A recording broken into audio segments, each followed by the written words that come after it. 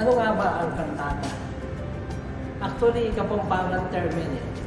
Ang ibig niya sabihin, ang kanta natin. Hindi, joke lang siya. It came from a Latin verb which means to sing para ipahayag ang damdamin sa pamagitan ng awit. It was even first conceptualized as an expression of their wonder and awe with the great celebration that comes with it. Ito ay kapahayagan ng kanilang paghanga sa kanilang mga bayani. Hindi ito pangunahing naisip o kinatha para sa gawaing pangreliyon. Ang tawag nila dito ay mga secular cantata patungkol sa mga bayani or pananagumpay sa digmaan na ginamit noong 17th century. Pero nag-evolve ito hanggang sa eventually kung merong secular cantata, mas sumikat yung mga tinatawag na mga sacred cantatas or yung mga awitin from a simple single voice, naging multi-voices siya na ginamit sa pagitan ng choir na pagpapahayag ng kanilang pananampalataya. Ngayon, pag sinabing kantata, sa church na lang yan ginagamit. Ito ay kapahayagan ng isang okasyon at necessarily pampasko lang. Merong Easter cantata, merong liturgical na ginagamit all throughout the year. Merong kantata every Sunday na pwedeng magamit pala para doon.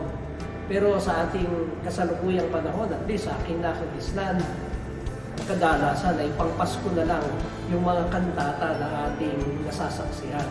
Ito'y pagpapahayag. Ang layunin nito ay para ipahayag sa pamagitan ng musika at ng awitin ang ating pananampalataya, ang ating paniniwala patungkol sa tunay na kahulugan ng Kapaskuhan. Kaya nga kagaya ng ating pasasaksihan ngayong gabi o nasaksihan na kantata, ang pangunahing termino ay Immanuel. Ibig sabihin ng Pasko, kaya lang siya Pasko, ay dahil kasama niya.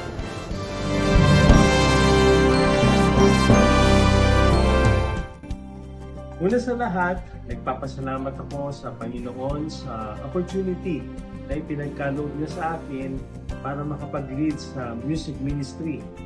Nagpapasalamat din ako sa Solid Foundation Baptist Church na isang napakalaking responsibility na ipinagkatiwala nila sa akin. Alam niyo po, ito na yung pangalawang beses na mag-lead ako ng choir para sa isang kantata. Mahirap na masarap. Mahirap kasi yung mga parts niya, no? Yung soprano, yung alto, tenor at saka bass. Ang kailangan lang nila pag-aralan yung mga parts nila. Pero ako, lahat yan dapat kong aralin. Pero dumarating yung sarap kapag ka nagagawa ng choir ang part nila at nakakanta nila ng tama. Lalo na po pagka nagko-cooperate sila.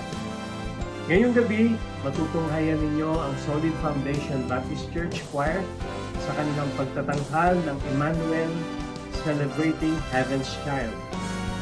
Hindi po mga professionals ang choir ng church, no? Pero huwag po kayong mag-alala kasi magaling po kaming lahat.